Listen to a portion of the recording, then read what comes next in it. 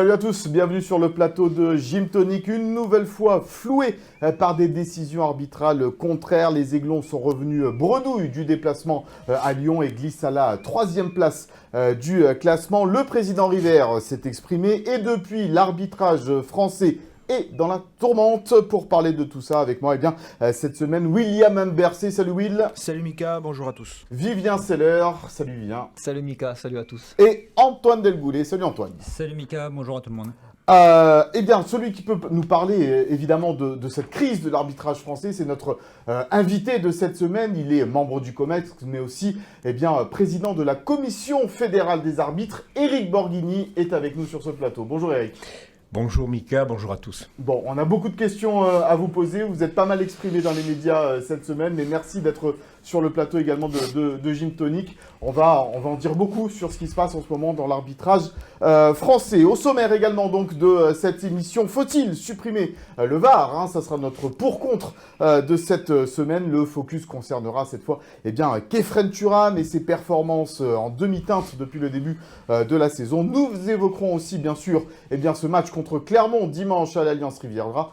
Clermont, bête noire de l'OGC Nice à l'Alliance. Ce sera le souviens-toi d'Antoine en fin d'émission.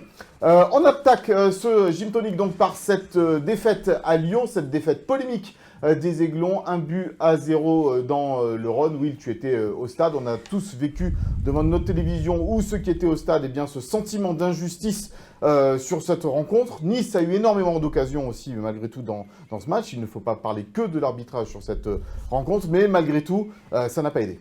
Non, ça n'a pas aidé. Bon, comme on va beaucoup parler d'arbitrage, je vais d'abord attaquer sur le match en lui-même. Et l'OGC Nice, encore une fois, a fait preuve surtout d'inefficacité offensive parce que les 15 premières minutes, 10-15 premières minutes, elles sont complètement à l'avantage du gym avec plusieurs bonnes situations et notamment Mohamed Ali Chaud qui fait une très bonne entame. Lyon était sur le reculoir et puis Lyon finalement revient dans la partie. Un tir cadré, un but. Et derrière, l'OGC Nice, coup sur la tête, 5e fois mené au score, 5e défaite. On va pas dire que cette fois, comme Monaco, j'ai trouvé qu'il y avait une réaction quand même en deuxième période. J'ai trouvé qu'il y avait un nouvel allant, surtout avec Jérémy Boga qui est entré avec de très bonnes jambes. Mais au final, voilà, cette inefficacité fait que un but suffit pour l'adversaire, même s'il était vraiment faiblard. L'OGC Nice a enchaîné un 3e résultat sans victoire de fil et perd une place au classement. C'est un coup dur. Ouais, c'est un coup dur. On va regarder les stats de cette rencontre entre Lyon et Nice. Perd qu'une seule place au classement, on a envie de dire, parce que ça, c'est miraculeux. Quand même pour les Niçois, ils auraient pu glisser même à la 4e place de Ligue 1. Monaco a perdu contre Toulouse. Et sur les stats, on va voir qu'effectivement, en termes de tir cadré, en termes de tir, la domination niçoise était quand même assez prégnante à Lyon. Un poteau touché par Mohamed Ali Chaud en début de rencontre également. Antoine, est-ce que l'OGC Nice a perdu le fil un petit peu de ce match ? On a vu par exemple Youssouf s'embrouiller avec Lacazette, prendre un carton jaune un peu stupide aussi. Est-ce que psychologiquement, Lyon a aussi pris le dessus sur Nice dans cette rencontre ? Peut-être. Après, je pense que évidemment, on va en revenir dessus, mais les décisions arbitrales n'ont pas aidé aussi à la sérénité du gym.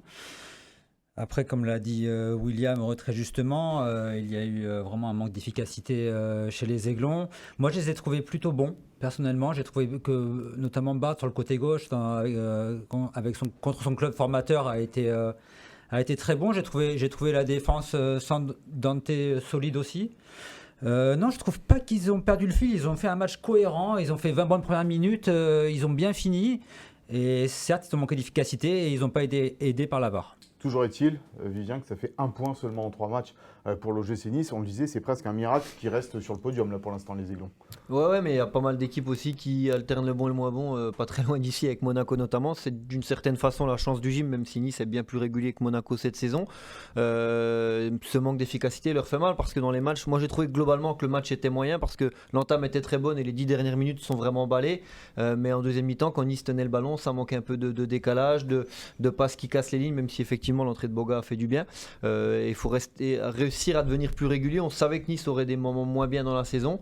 Ça arrive maintenant, à voir, là on en reparlera plus tard, mais sur le match de ce week-end, il ne faudrait pas manquer trop d'occasions parce qu'il y a des équipes qui reviennent fort, comme Rennes notamment, donc à voir sur le long terme et au bout ce que ça donne. Alors on a parlé évidemment du match, on va s'attaquer maintenant au dossier de l'arbitrage sur cette rencontre et sur les précédentes aussi pour l'OGC Nice. Avec vous, Eric, je rappelle, membre du COMEX et président de la Commission fédérale des arbitres.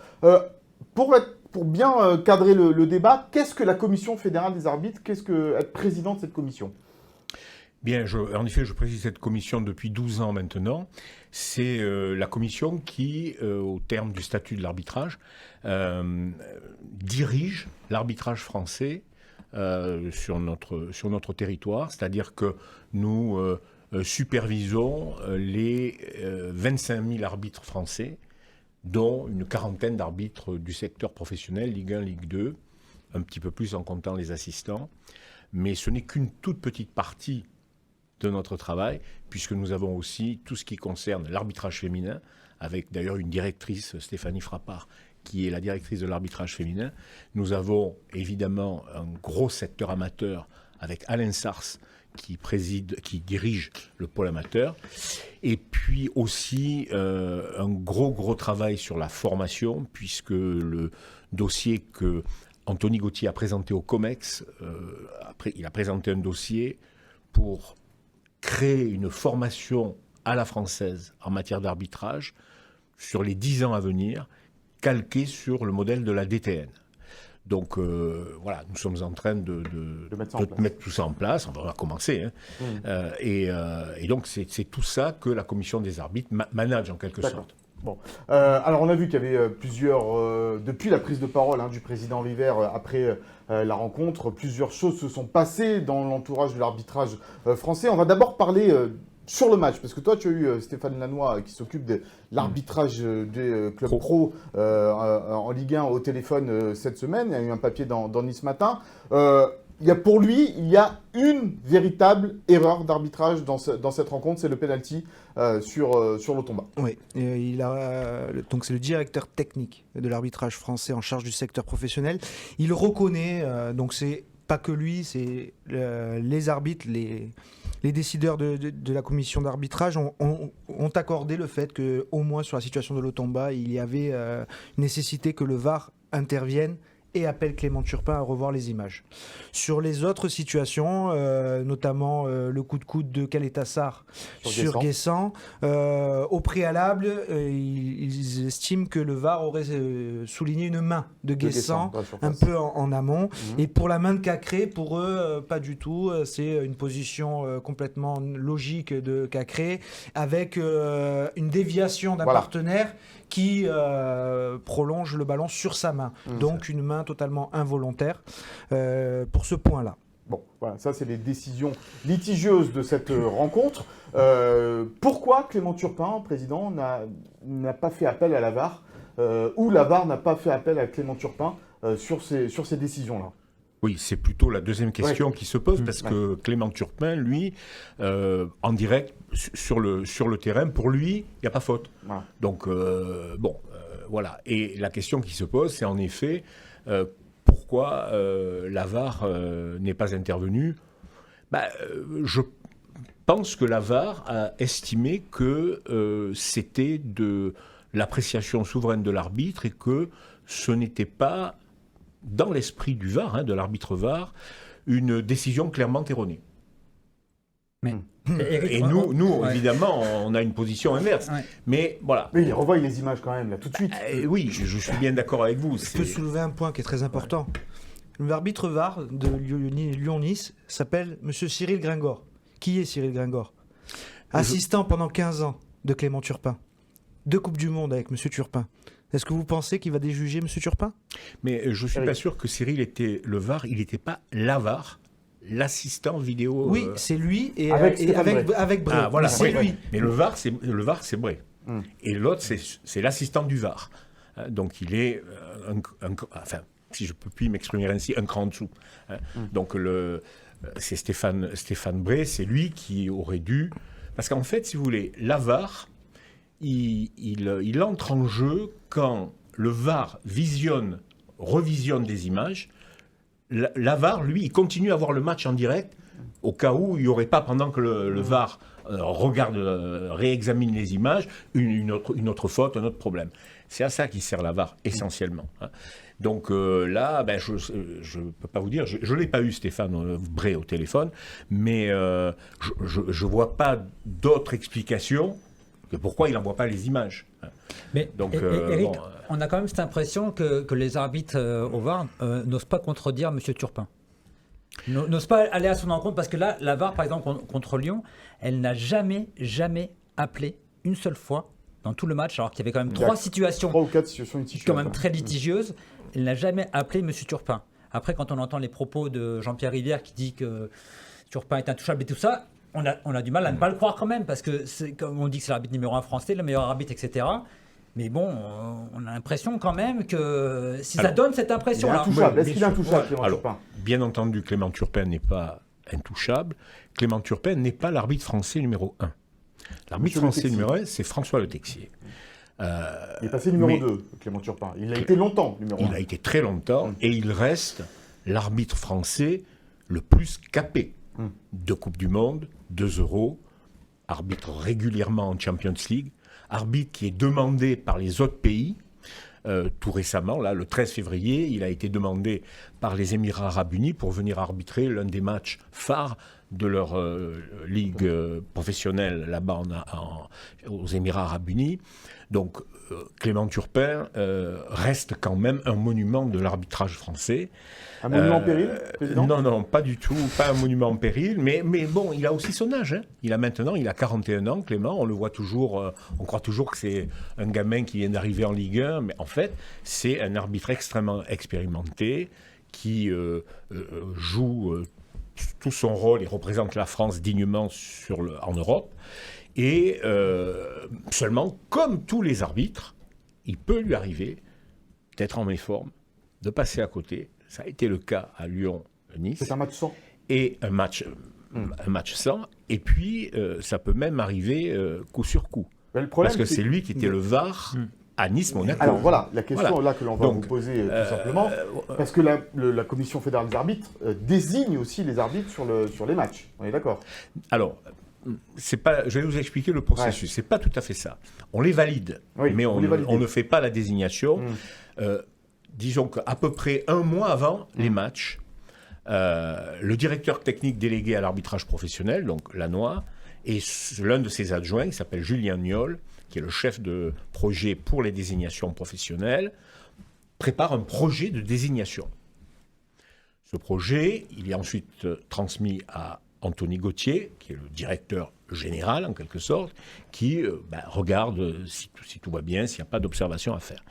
Et à peu près 3 semaines, un mois avant les matchs, tout le dossier est envoyé à la Commission fédérale des arbitres. Et moi, j'ai un vice-président, mon vice-président, qui s'appelle Patrick Lermite, qui est un ancien arbitre de Ligue 1, qui est observateur également d'arbitre en Ligue 1, qui vérifie les désignations, regarde à son tour.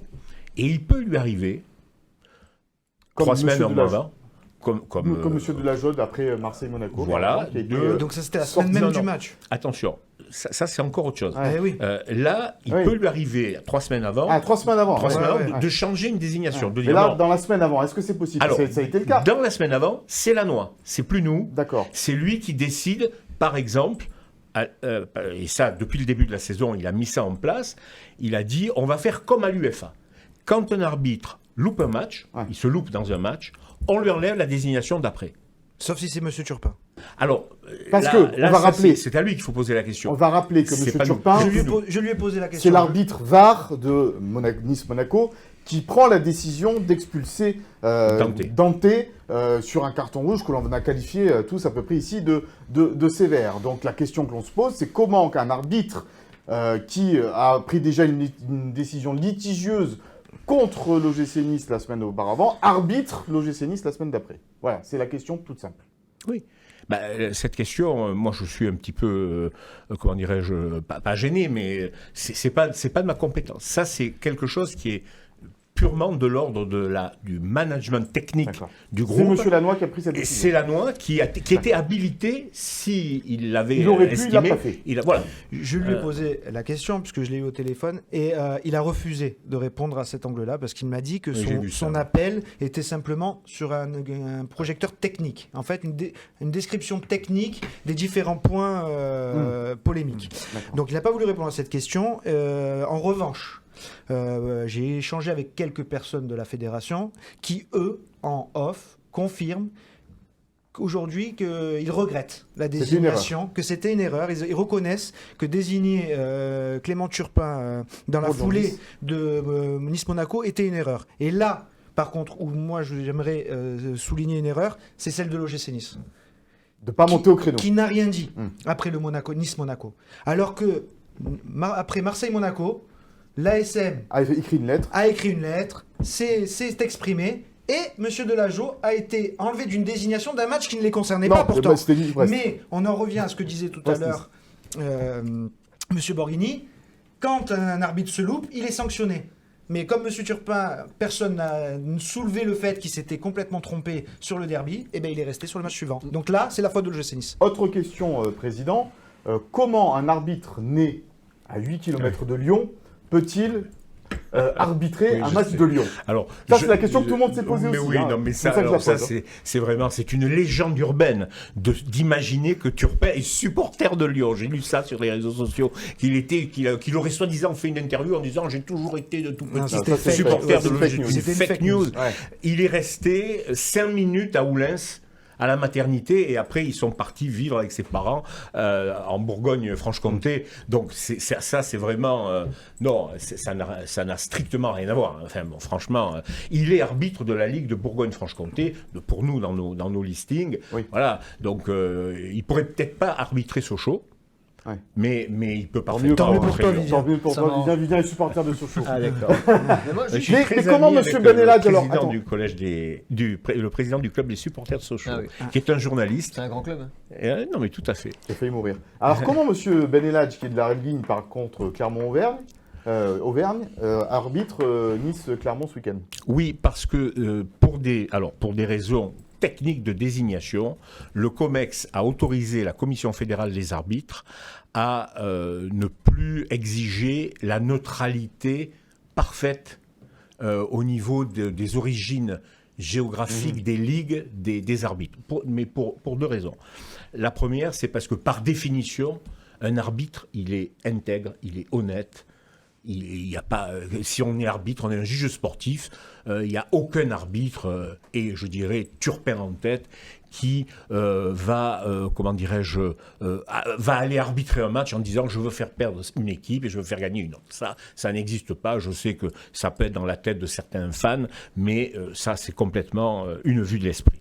Ça, c'est le point numéro 1. Et point numéro 2, là où on doit faire très attention, c'est que quand, par exemple, un arbitre de la Ligue Auvergne-Rhône-Alpes arbitre, si on le désigne pour arbitrer Lyon-Saint-Étienne, par exemple, on peut, à condition qu'il n'appartienne à aucun des deux districts de ces clubs. C'est l'obligation de neutralité qui reste, c'est par rapport au district d'appartenance. Et plus trop par rapport à la Ligue. Cela dit, soyez rassurés avec Benelage, il n'y aura aucun problème. Parce que vous nous l'assurez ici, sur le plateau. Attention, on repasse la séquence la semaine prochaine. Il n'y aura aucun problème par rapport à Clermont. Après aussi, lui, il est de l'Isère. Non, mais il est de l'Isère. On ne met pas en doute la probité de M. Benelage. Je me souviens juste de l'épisode à Lorient, et une chaussure comme ça de Guessant, il n'y a pas pénalty. C'est vrai. C'était M. Benelage. Mais après aussi, les ligues, maintenant, n'ont plus la même taille qu'avant, puisqu'il y a une nouvelle région. Donc c'est difficile peut-être de trouver des arbitres. Non, mais c'est ça. On rappelle que, par exemple, Gilles Vessière n'avait jamais arbitré l'OGC Nice.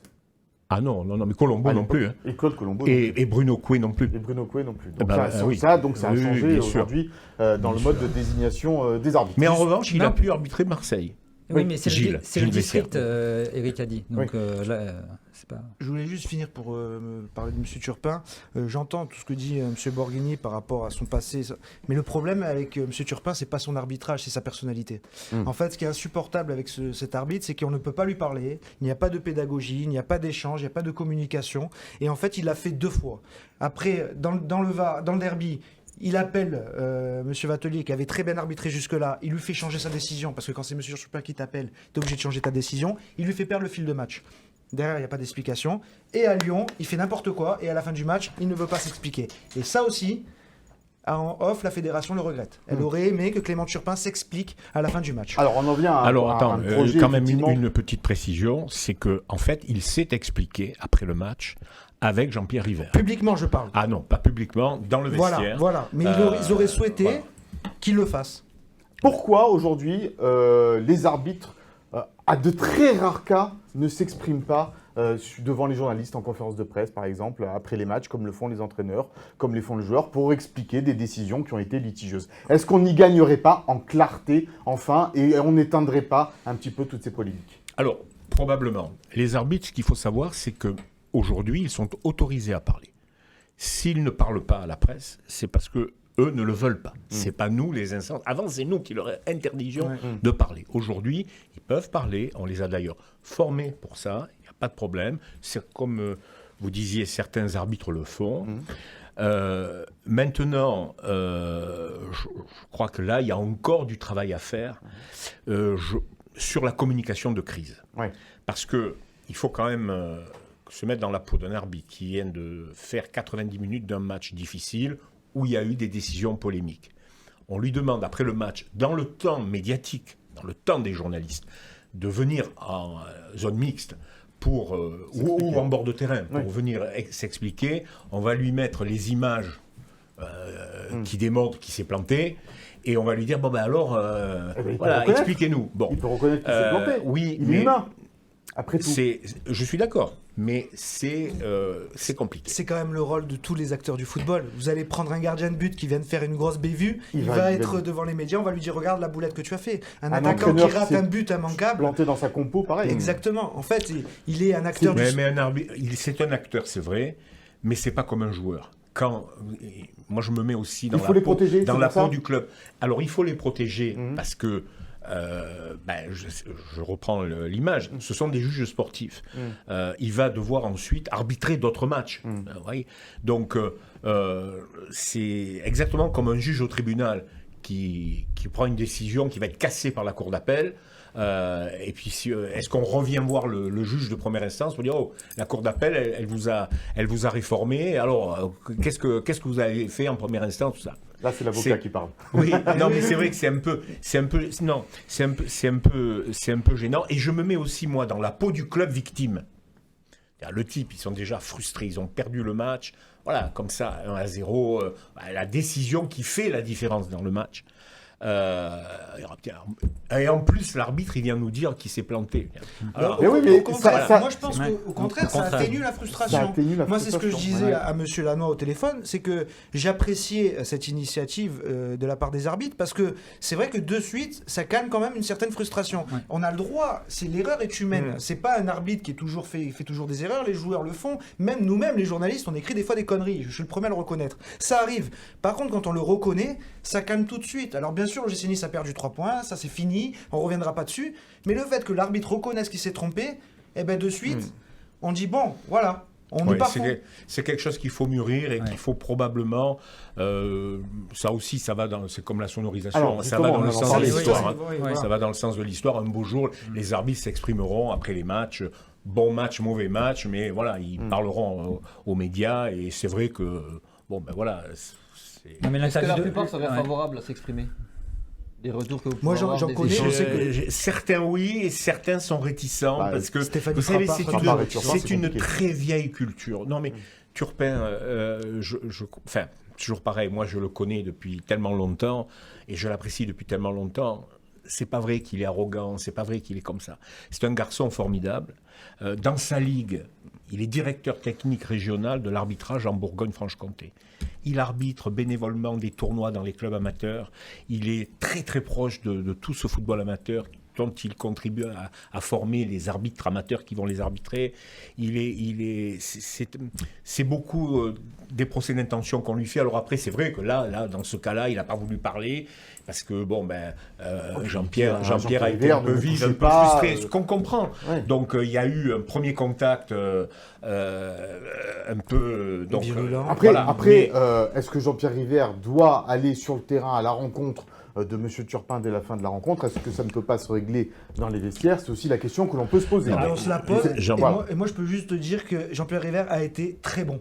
Non, mais Dans tout ce qu'il a fait, dans tout ce qu'il a dit. Et par contre, les joueurs sur le terrain, s'ils veulent encore des décisions contraires, qu'ils continuent à rien dire. Non, Voilà. mais je pense C'est que les bisounours. Les on bisounours, écoutera on Dante va là-dessus. continuer. Non, mais le président de Nice, effectivement, je pense qu'il a fait aussi exprès de Oui, faire ça devant les caméras de faire ça pour devant bien les montrer caméras. qu'il défendait son club. Et là-dessus, je suis d'accord C'est avec aussi William. la communication envers ses Voilà, supporters. c'est la communication. Il a eu raison de le faire.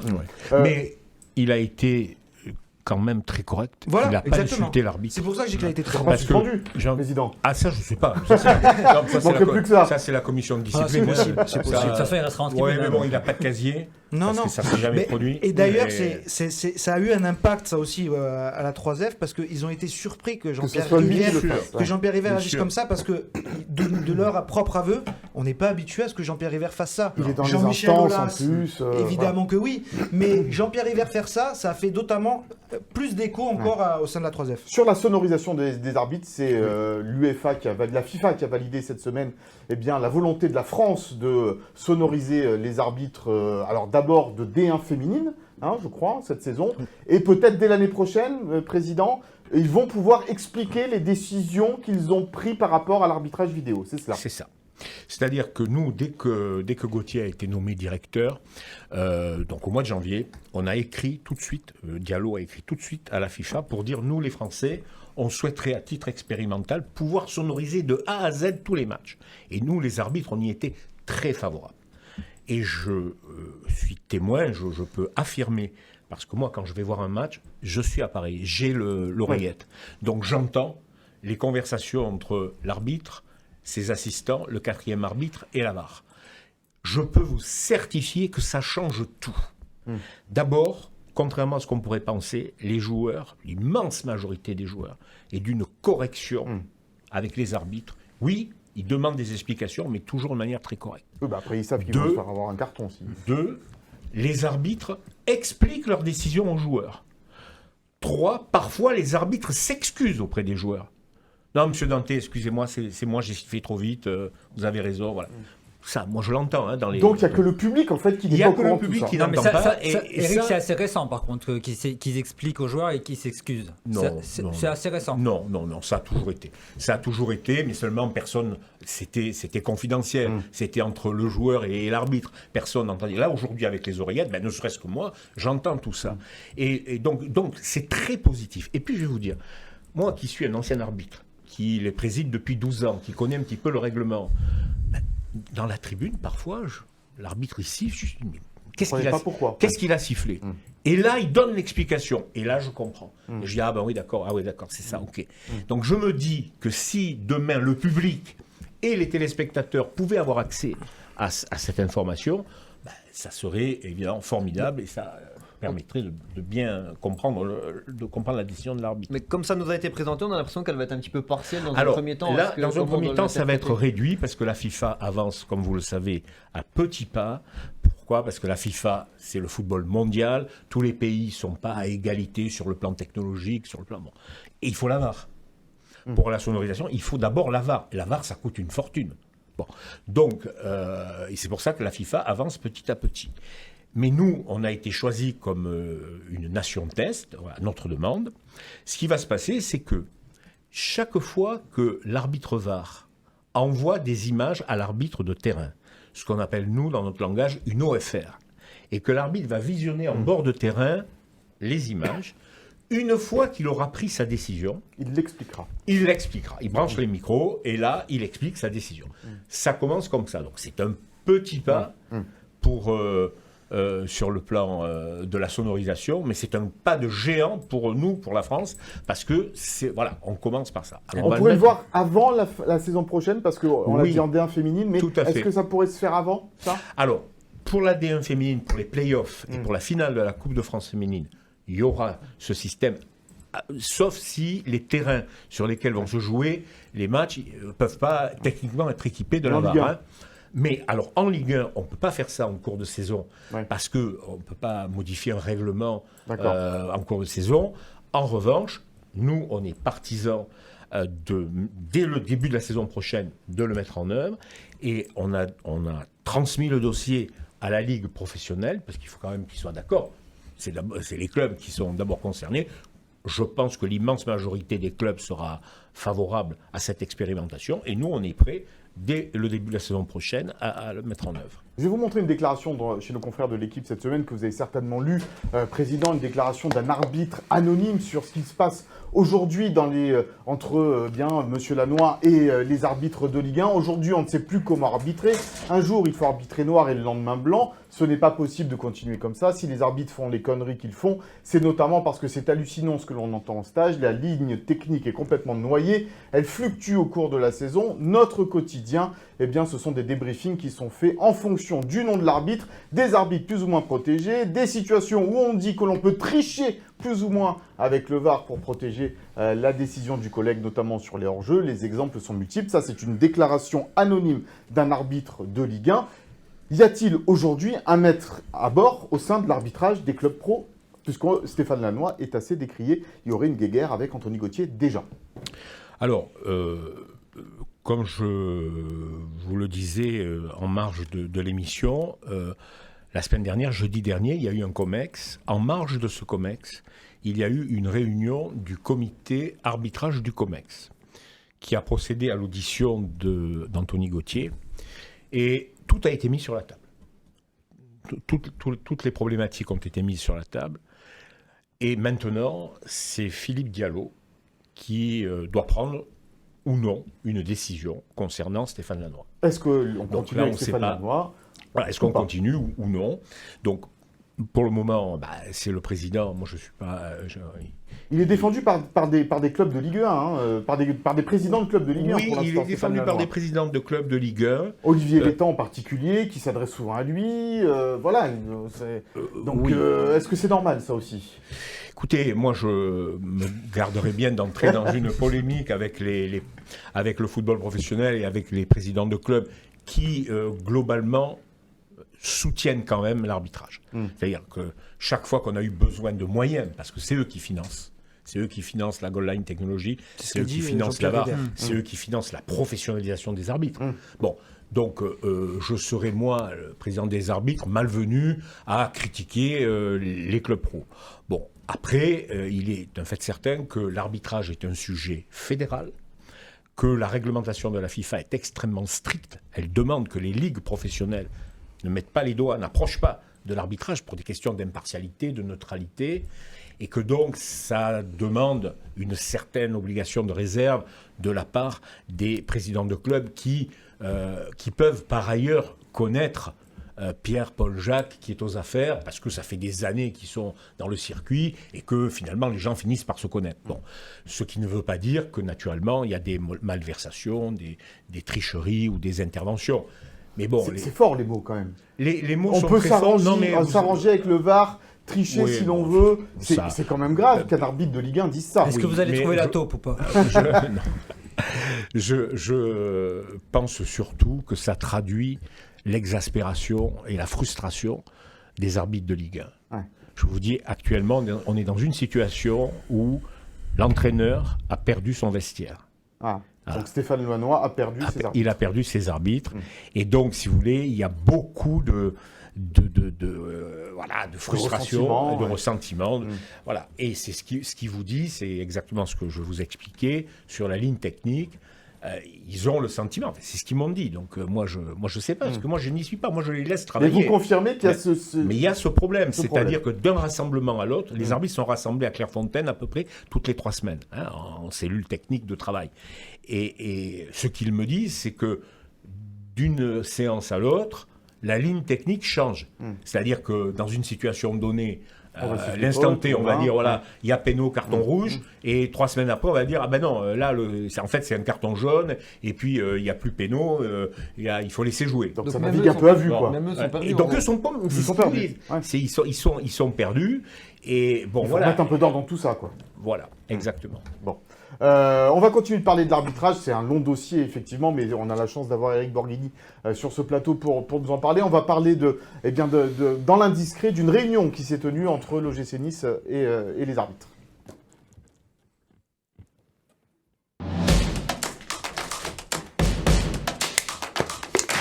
Une réunion, Will, qui a eu lieu jeudi du côté de l'OGC Nice, et où on a appris plein de choses.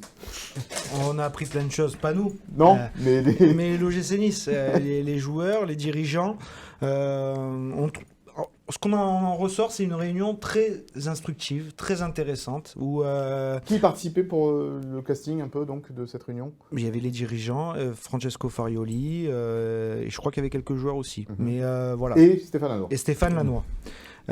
Donc c'est une rencontre très intéressante. Le club a déjà beaucoup apprécié cette initiative de l'arbitrage. Et ensuite, ils ont eu des réponses à leurs questions. Donc on leur a confirmé notamment que à Lyon, ils auraient dû bénéficier de l'appel du VAR sur l'Otomba. Le carton rouge de Dante, c'est une situation sur laquelle aussi ils ont échangé. En revanche, sur le derby, ce qu'on peut dire, c'est que il a été aussi peut-être reconnu que peut-être que Thilo Kehrer, c'était pénalty plus carton rouge, puisque c'était dernier défenseur. Donc peut-être la main à Brest, Rosario, la même main a été sifflée à Rennes. Alors si Rosario, la main est sifflée à Rennes, à Brest, elle aurait dû être sifflée aussi. Voilà, des petits éclaircissements comme ça qui ont fait du bien à entendre pour certains, et notamment le coach qui a été très content de cette réunion. Oui, qui a confirmé qu'il connaissait bien le règlement. Voilà. Farioli, donc il n'était pas fou. C'est ce que je vous disais tout à l'heure. Quand quelqu'un reconnaît en face qu'il s'est trompé, c'est nous aussi qui se disons je suis peut-être pas fou alors finalement. Alors ce type de réunion, à la demande de l'OGC Nice, on le fait très volontiers. On l'a fait dans d'autres clubs. Et Brest aussi. Voilà, Brest, je crois, je sais plus si Nantes ou, j'ai plus en tête, mais voilà, chaque fois que les clubs sollicitent la direction de l'arbitrage pour des explications techniques, au calme, dans le club, entre acteurs du foot, on accepte, on y va très volontiers, et Stéphane donc a pu échanger, oui. Voilà. Bon, voilà, ça c'était pour l'indiscret. On va rester dans le dossier de l'arbitrage pour en terminer avec ce dossier-là, avec le pour-contre.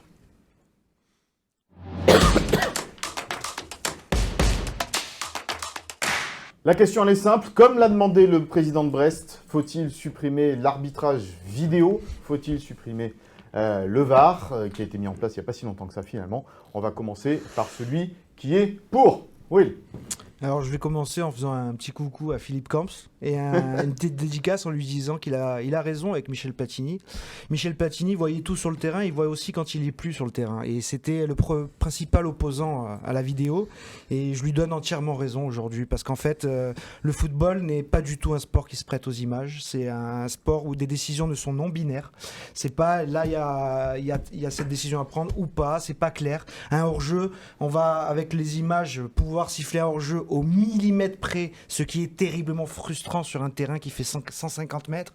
On va pour la goal line technologie est une bonne chose. Le ballon a franchi la ligne, oui ou non. Point. Pour tout le reste, on l'a encore vu avec le tacle grossier du Rémois contre Lens, où les images sont flagrantes et pourtant tout le monde veut mettre rouge. Pas l'arbitre qui regarde les mêmes images que nous. Donc en fait, c'est toujours sujet à l'interprétation. Donc en fait, les images que nous partageons, on n'aura toujours jamais le même avis tous ensemble. Donc ça ne sert à rien. Je préfère quand l'arbitre qui est lui sur le terrain juge et après on pourra dire l'erreur est humaine et lui à vitesse réelle il a pris cette décision et on peut comprendre qu'à vitesse réelle il a pris cette décision. Par contre, sur des images figées, on n'arrive jamais à comprendre pourquoi l'arbitre ne le voit pas et nous oui. Voilà, donc ça c'était pour la suppression de la VAR. À toi, viens pour le contre. Du coup, j'ai pas le même avis que Philippe Camps. Déjà, je pars avec un désavantage. Pour moi, la VAR, elle n'est pas inutile. On l'utilise mal. Déjà, je trouve, il y a une crainte qu'on avait, ceux qui suivent le foot et qui l'aiment, il y avait ce côté, ça va tuer la joie, la spontanéité. Je trouve que globalement, j'ai quand même l'impression que les gens s'y sont plutôt bien faits. Ça l'enlève un petit peu cette spontanéité, mais on s'y est plutôt adapté. Pour éviter les confusions et le manque de cohérence, je trouve qu'il faudrait qu'on permette aux arbitres centraux d'assumer leurs décisions et que ce soit clair quand ils vont voir la VAR. Est-ce qu'ils ont le droit de déjuger l'appel de la VAR ou non? Ça permettrait de clarifier pour les suiveurs. Il y a une question aussi de mentalité. Will dit que c'est un sport qui ne s'adapte pas. Je trouve que ça marche plutôt bien dans le rugby. Tous les points ne sont pas comparables, je suis d'accord, mais ça permet de corriger certaines erreurs et des grosses fautes. C'est aussi les mentalités des footballeurs professionnels de s'adapter, de peut-être moins râler, essayer d'être aussi eux plus dans la compréhension. Donc au final, pour moi, il faut plutôt l'adapter que la supprimer.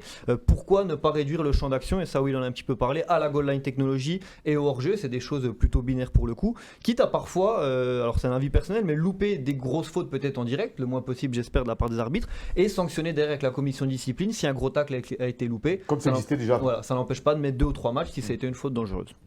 Voilà, donc pour les arguments de Vivien, Président, est-ce qu'il faut supprimer la VAR ou pas? Alors, est-ce que c'est une aide aujourd'hui vraiment pour l'arbitre? Alors, oui, je pense que c'est une aide. Je vais vous donner, moi, la statistique que j'ai, c'est que plus de 75% des décisions clairement erronées sont corrigées par la VAR. Alors c'est vrai qu'il reste 25% où ça ne marche pas.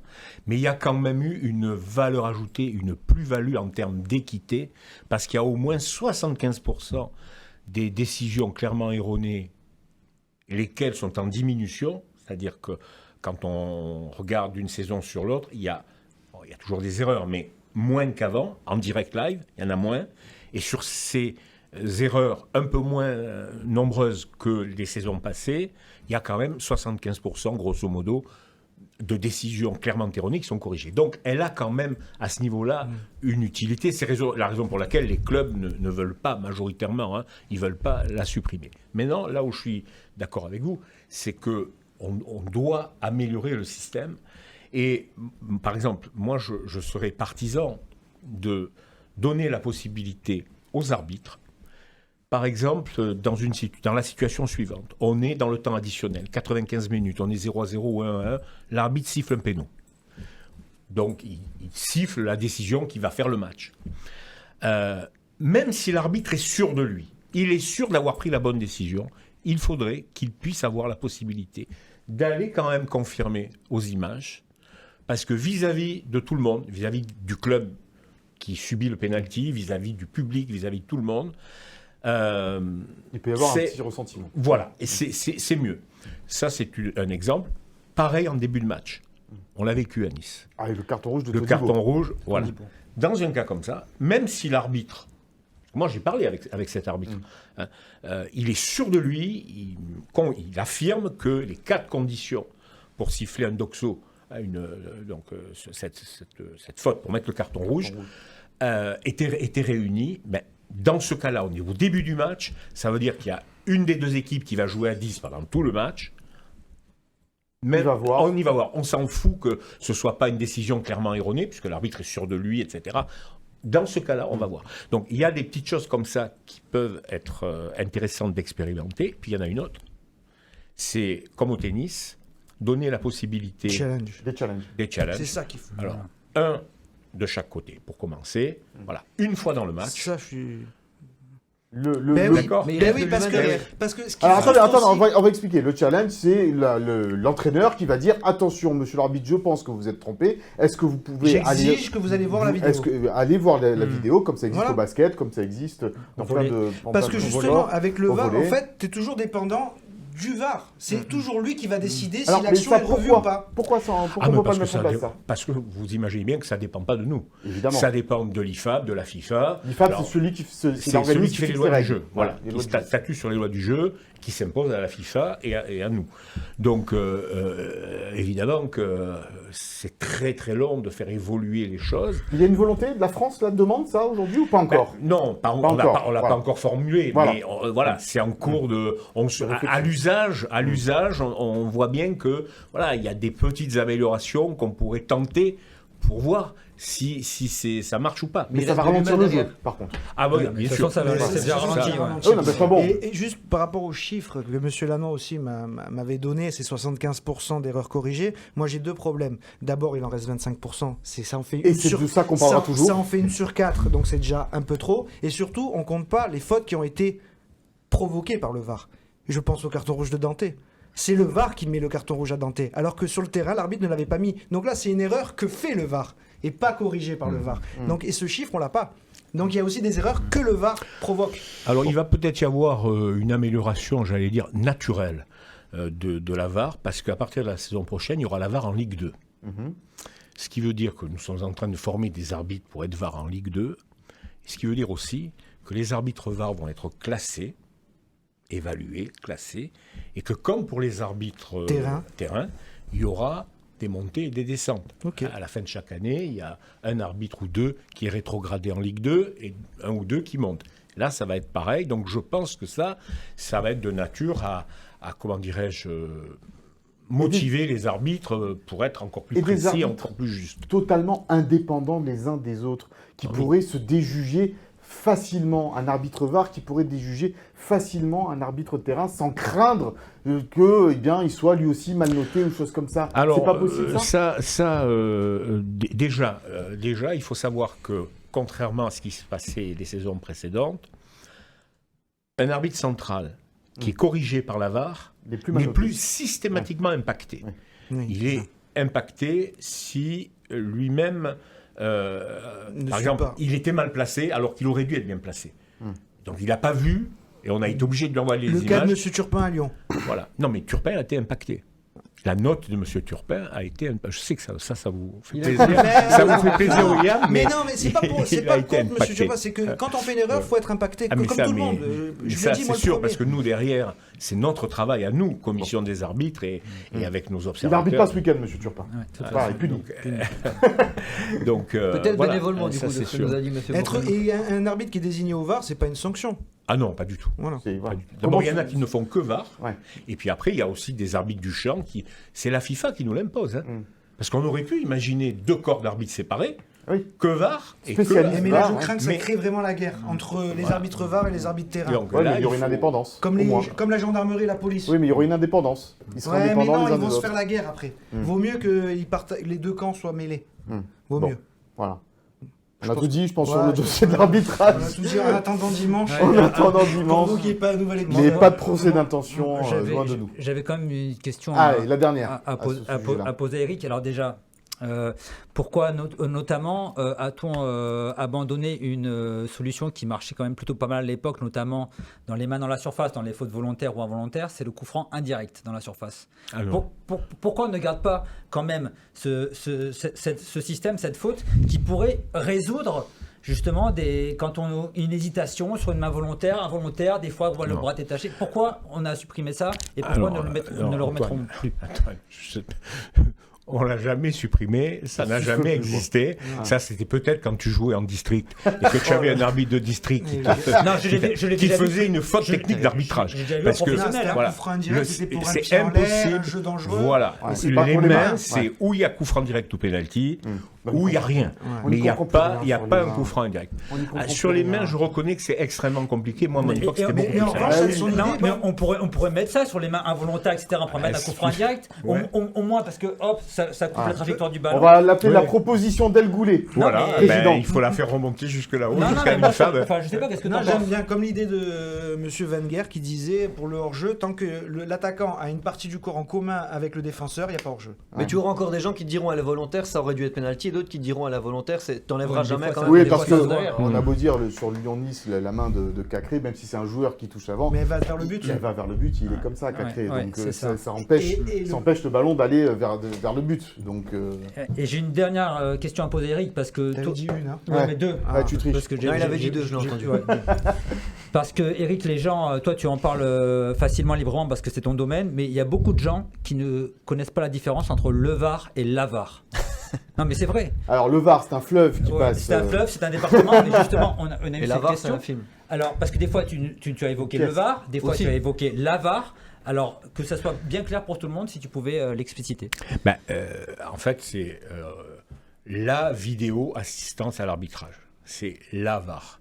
Et le VAR, c'est l'arbitre qui est VAR. Mais oui, voilà. Parce que qui est, VAR, qui est vidéo arbitre. Oui, mais donc, la vraie question, c'était faut-il supprimer la VAR? Alors pas le VAR, du coup, c'est pas l'arbitre. Non, parce qu'on entend le VAR ou la VAR, les gens te disent, mais c'est le ou la VAR? C'est même une pub avec, comment il s'appelle, l'ancien arbitre? Tony avait fait un tacle Tony Chaperon. Tony Chaperon. Il y a une pub là-dessus. Où il dit la VAR. Est-ce qu'il mange vraiment des burgers dans le camier VAR, comme on le voit sur le Bon, allez, on en finit avec ce dossier de l'arbitrage. On va passer à la préparation du match face à Clermont. Mais avant cela, on va découvrir le Zap Gym de cette semaine, le meilleur des coulisses de l'OGC Nice devant les caméras de Nice TV.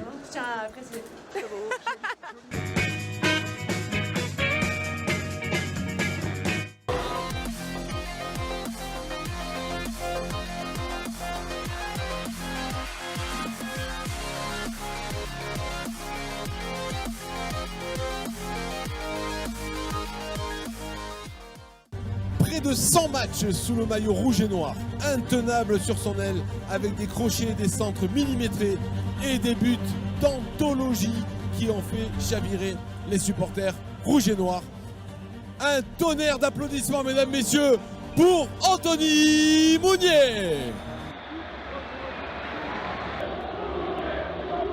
Sachez que vous avez une place particulière dans mon cœur. J'ai passé 3 merveilleuses saisons ici. Ça a été que du bonheur. Et voilà, je vous souhaite plein de bonnes choses pour le futur. Et Issa Nissa. Le club décide de me mettre à l'honneur ce soir dans un match comme ça important. C'est vrai que ça forcément ça me touche. Beaucoup d'émotions. En plus, voilà, comme je dis, c'est une ville et un club qui m'a vu grandir. J'ai mes 2 enfants qui sont nés à Nice. Donc de rentrer ce soir avec eux sur le terrain, forcément c'est particulier et ça me tenait à cœur de le faire. Voilà, aujourd'hui j'ai vu et je continue de voir que le club grandit, donc ça c'est tout du positif et je suis très fier d'avoir été un joueur de l'OGC Nice. Et ben moi avec la présence de Damien, on va être là pour le coup d'envoi, donc c'est nous qui allons nous charger de lancer cette rencontre. Et j'espère que ça va bien se passer. Franchement, c'est un rêve d'être ici et franchement, merci. Le fait d'être là, ici à la maison ce soir, c'est très important pour moi et ça me touche beaucoup d'avoir été choisi pour ce coup d'envoi. Je l'ai fait ici déjà pour cette belle entame de saison et j'espère qu'ils vont continuer comme ça jusqu'au bout. Voilà, quel honneur! C'est impressionnant.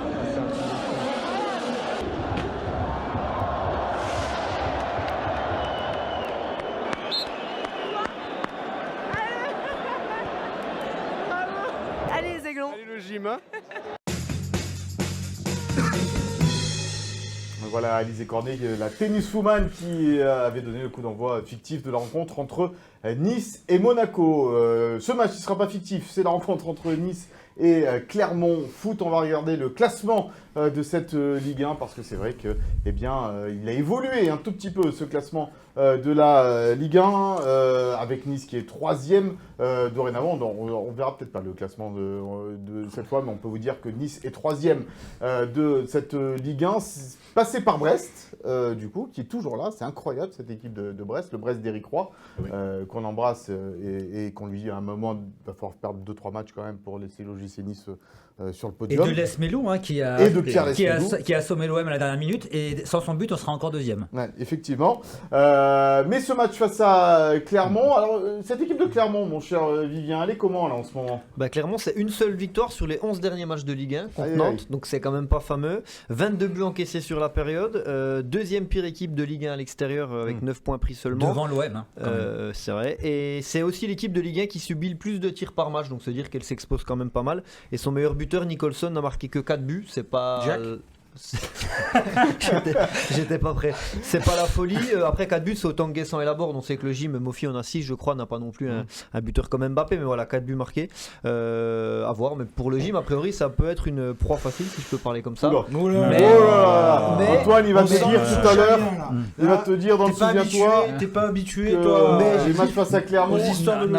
Et puis surtout que l'OGC Nice a du mal contre les équipes qui jouent regroupées derrière. Hein. C'est surtout ça le problème. Hein. Je pense qu'entre Brest, Monaco, Lyon et Clermont, le match que je redoutais le plus, c'était Clermont. Voilà, bon, t'as eu 1 point sur les 3 matchs. Mais c'est encore plus inquiétant. C'est peut-être inquiétant. Bon, il y a quand même des raisons du côté de l'OGC Nice d'être un peu confiant avant ce match face à Clermont. On a posé la question à Francesco Farioli en conférence de presse sur cette rencontre face à Clermont. Il est devant la caméra de Philippe Bertini.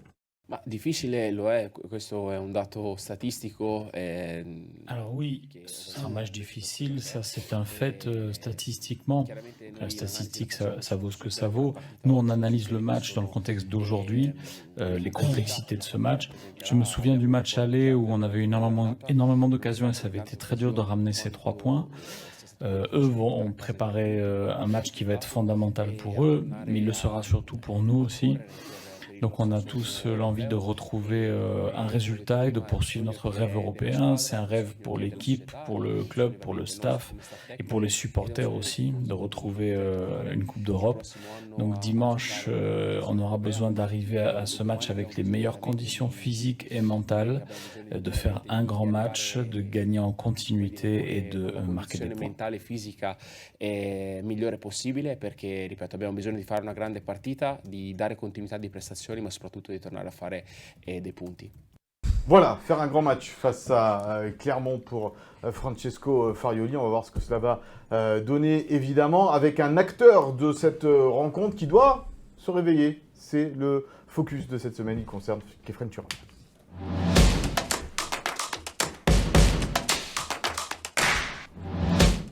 Ça commence à faire beaucoup, Will, hein, Khéphren Thuram, les prestations en deçà de ses capacités et de ses...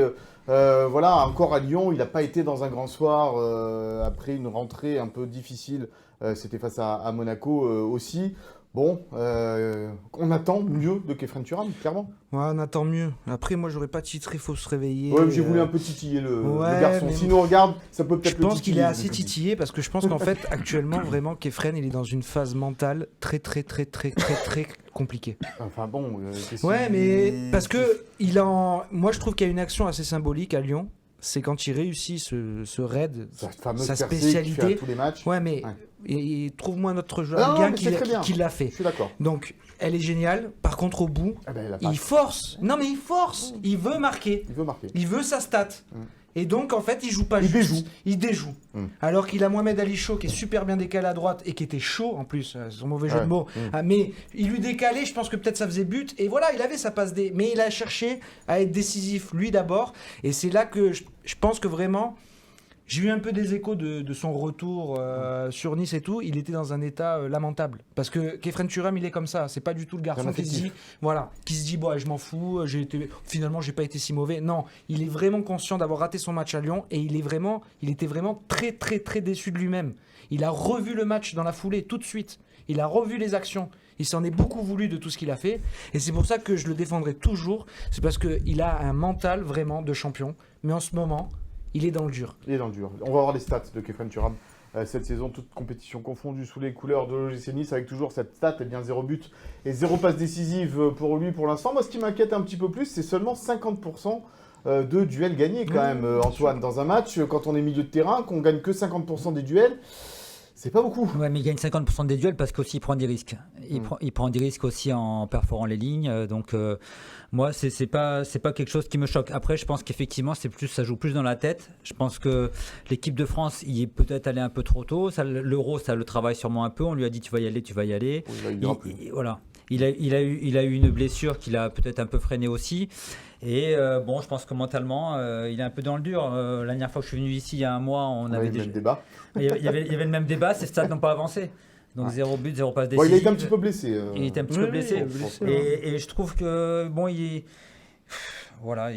est peut-être à un moment donné, il va falloir peut-être aussi le fait qu'il a été courtisé.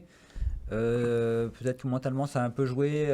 Sur lui. Mais est-ce que c'est pas son niveau finalement? Il y a pas mal de joueurs. Est-ce que c'est pas juste un joueur irrégulier qui est capable de coups d'éclat, de grandes percées, mais qui n'a pas cette régularité, ce coffre pour le moment, on l'a rarement vu quand même enchaîner sur vraiment beaucoup de matchs. Pourquoi et montrer ce qu'on a. Saison de l'OGC Non, mais toutes les saisons, non, mais pour toi, est-ce qu'on a déjà vu vraiment sur la régularité montrer? Ouais. Je vois le débat.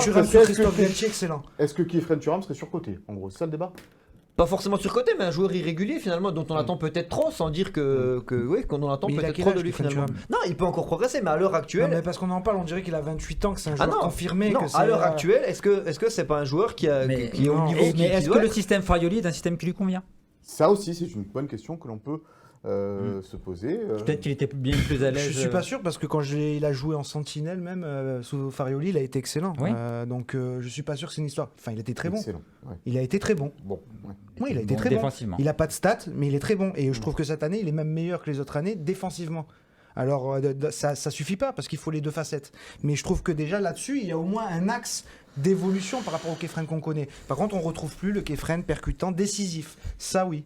Ça oui, mais moi je vois pas un Khéphren complètement aux abonnés absents complètement nul. Moi je vois pas ça. C'est pour ça qu'il faut se réveiller quoi. Il est pas nul, mais il est devenu neutre. Voilà. On va écouter Dante, le capitaine de l'OGC Nice, à propos de son coéquipier Khéphren Thuram. C'est clair que Khéphren a haussé tellement son niveau. Il nous a mis l'habitude de le voir fait des très très grands matchs très haut niveau, que quand il est un petit peu au-dessus de son niveau, on le veut plus et c'est normal. Après, il faut aussi se rendre compte qu'il a eu des blessures, il a perdu un peu le rythme, il est revenu il a eu une autre petite blessure. Donc tout ça, il faut du temps, c'est un apprentissage aussi, c'est un jeune joueur. Mais c'est clair que on a besoin de lui, qu'il retrouve vraiment son niveau déjà athlétique. Je pense que c'est important. Après, pour qu'il soit meilleur, il faut que nous tous on l'aide dans l'agressivité, dans la justesse technique, leur donner le ballon au bon moment, sur son bon pied, pour qu'il puisse faire ses PC, pour qu'il puisse leur donner la bonne solution, pour qu'il puisse montrer chaque fois plus ses qualités.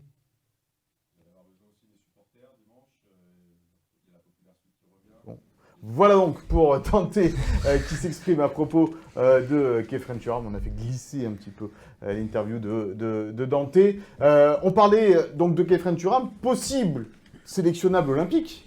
Khéphren Thuram cet été avec Thierry Henry, et ça nous amène directement, président, sur ces Jeux Olympiques en football qui auront lieu à Nice à l'Alliance Riviera. Ça, c'est une formidable nouvelle pour la région. Et à Marseille. Et à Marseille, évidemment. 10 matchs à Marseille, 6 on matchs en à Nice. On en parle un peu moins, nous, de Marseille. On préfère s'en faire sur Nice. Non, mais c'est vrai que la Ligue Méditerranée va être très sollicitée, et puis elle est très fière, très honorée d'accueillir 16 matchs sur son territoire pour les Jeux Olympiques. J'espère qu'on aura des bons tirages sur Nice, qu'on verra des grands matchs. Avec un match de l'équipe de France sûr. Un match de l'équipe de France sûr, donc ça va être vraiment une très grande fête populaire et voilà, et j'espère que le talent sera au rendez-vous et de notre équipe de France et qu'elle pourra être médaillée olympique. Ça serait vraiment extraordinaire pour nous, pour notre football français, bien sûr, et puis pour le public aussi, pour les amoureux de football dans la région. Voilà, on espère voir les stades pleins aussi. J'espère que les stades seront pleins parce que c'est quand même les Jeux Olympiques, c'est quand même un événement mondial extraordinaire. Et puis on n'est pas prêt d'avoir à nouveau des Jeux Olympiques d'été en France. J'espère qu'on aura ce d'hiver. Enfin, ce d'hiver. En 2030. Il y en aura à Nice aussi, puisqu'il y aura le patinage artistique à Nice. Et le hockey sur glace. Et le hockey sur glace, voilà. Donc. Et donc toi, Eric, tu es candidat à ta succession en tant que président de la Ligue Méditerranée? Oui, nous aurons nos élections générales, comme partout en France.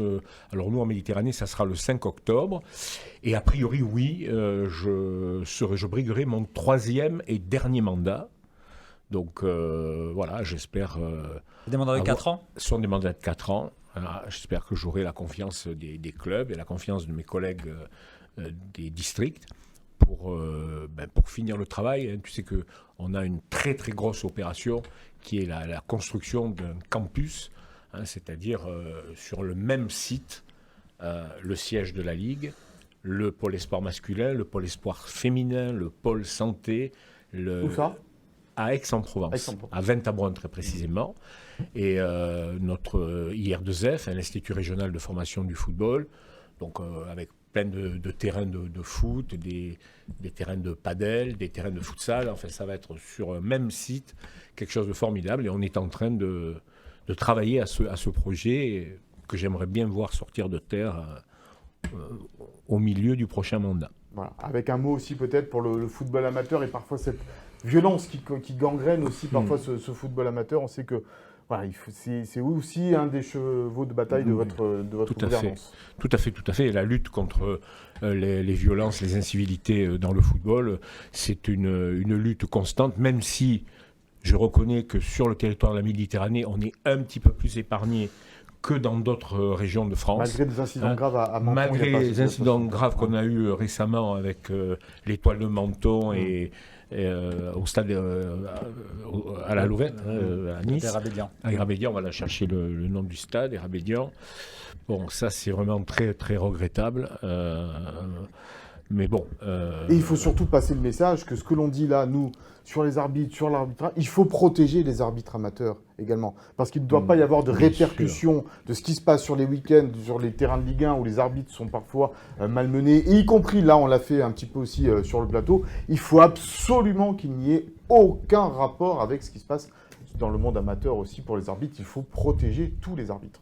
Je pensais à un truc par rapport au football amateur. J'ai vu, c'est pas votre dépendance, mais est-ce que c'est légal? Je me pose la question. La commission de discipline de la Ligue a sanctionné un licencié 3F de 2 matchs de suspension parce qu'il avait un fumigène. Il s'est fait attraper avec un fumigène. Donc la commission de discipline de la Ligue utilise sa licence 3F pour le suspendre de 2 matchs. Et c'est... Un joueur, pas un arbitre, tu dis. Non, un joueur. Un joueur qui avait un fumigène. Voilà. Un joueur amateur. Mais dans un stade. Oui. Dans Dans un stade de Ligue 1 Oui. D'accord. Dans un stade de Ligue 1. Et on l'a suspendu de terrain le dimanche avec son équipe. Ouais, bon. C'est étonnant. Écoutez, le président de la commission de discipline de la Ligue, c'est un confrère, maître Sébastien Deneux, c'est un avocat. Bon, je pense que s'il a pris la décision, c'est il y a une base légale. Il n'a pas fait ça comme ça.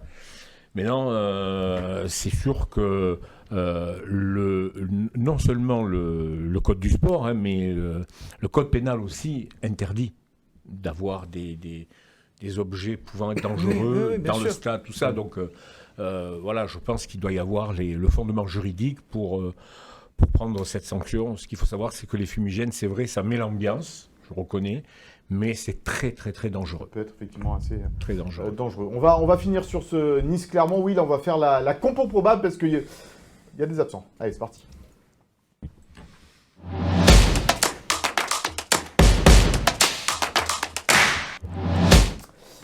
La compo probable de ce Nice-Clermont dimanche 15h du côté de l'Alliance Riviera. On attend du monde, évidemment.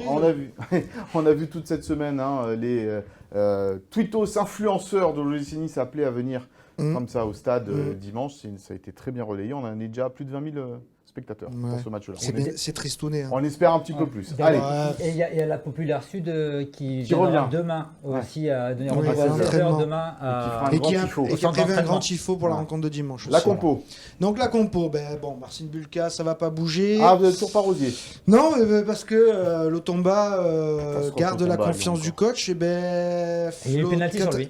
Ouais, et puis finalement, il a retrouvé de la lande en fin de match. Et puis vraiment, le coach garde sa confiance en Jordan Lotomba pour l'instant. Todibo, Dante, Melvin Bardinho.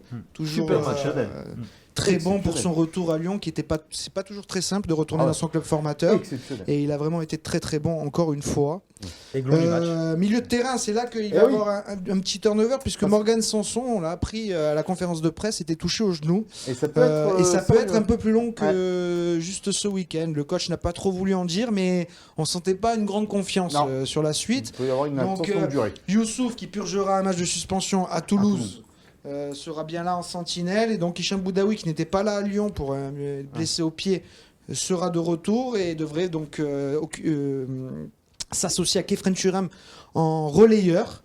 Et devant, c'est là qu'il va avoir le plus grand bouleversement parce que Francesco Farioli est tout heureux de retrouver Terem Moffi et Jérémy Boga dans son équipe, sûrement dans le 11, sûrement sur les côtés, parce que Evan Guessant a porté vraiment satisfaction pendant toute la période de la CAN et déjà même bien avant. C'est ce qui avait déjà conduit en cours de match. Je me souviens, c'était Nice-Toulouse. Ouais.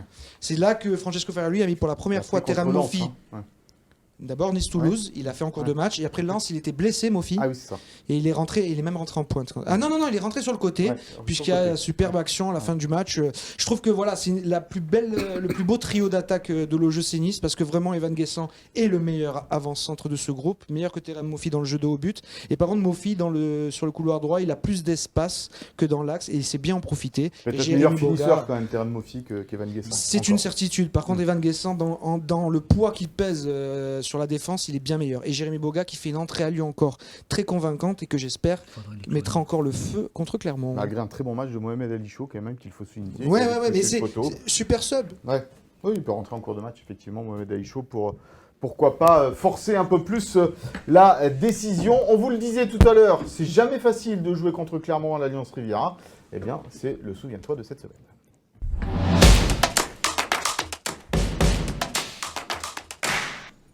Nice n'a jamais gagné contre Clermont à l'Alliance. Oui, puis c'est bien parce que pour une fois, on fait un souviens-toi qui remonte pas très loin. À 2 ans. À 2 ans, voilà. Et pas des années 70 chez Philippe Camp. Exactement. Mais je préfère, moi. Ouais, c'est sûr. J'aime apprendre des choses que je connais. C'est sur une idée de Michael Lefebvre. Oui, bah, il fallait trouver quelque chose. C'est bien, bravo. Ça donne envie. Bon courage Antoine. Bon courage, Allez, Antoine. c'est parti pour ton souviens-toi.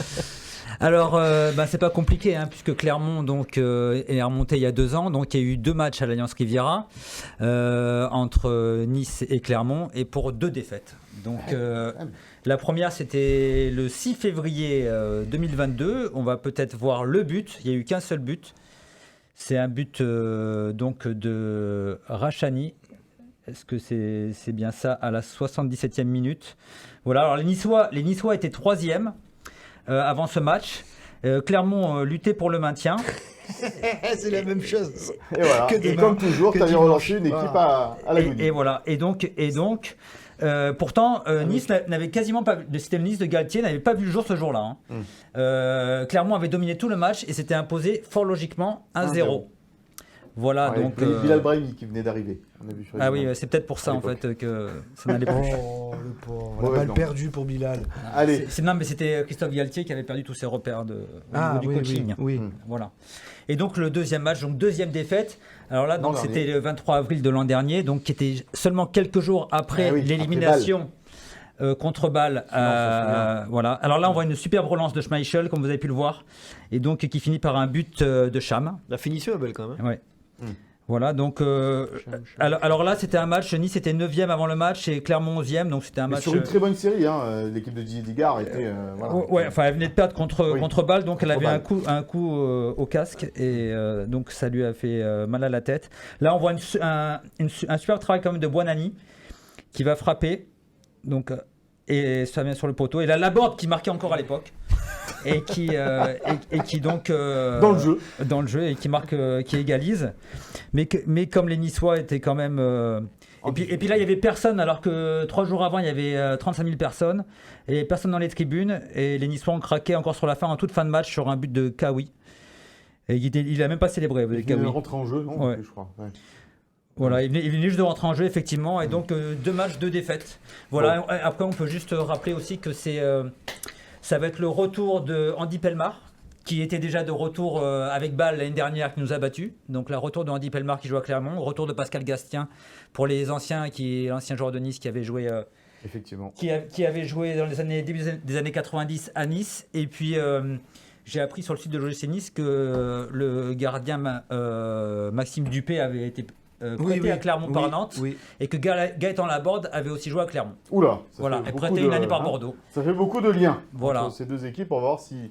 On espère qu'il n'y aura pas jamais 203 dans ce match-là, parce que 2 défaites consécutives à l'Alliance, on espère qu'il n'y en aura pas une 3e. Et puis ajoutez également que si vous êtes en vacances cette semaine du côté des stations de ski, en particulier de Valberg, eh bien, il y aura le village de l'OGC Nice. Ça sera mercredi de 13h à 17h sur la place du village de Valberg, avec Romain Genevois, Jérémy Pied et Roger Jouve, l'ancien Aiglon, qui seront là en séance de dédicace avec plein d'animations. Voilà, si vous êtes du côté de Valberg, ne manquez pas ce rendez-vous. Valberg. Y aura-t-il de la neige? Ce mercredi, c'est à Valberg. Il prévoit d'en tomber lundi ou mardi, là, du côté de Valberg. Il vaut mieux monter à Valberg avant, quoi. Oui, et absolument. Après le match dimanche, vous venez à l'Alliance Riviera, voilà, et après vous montez à la montagne, profitez du ski.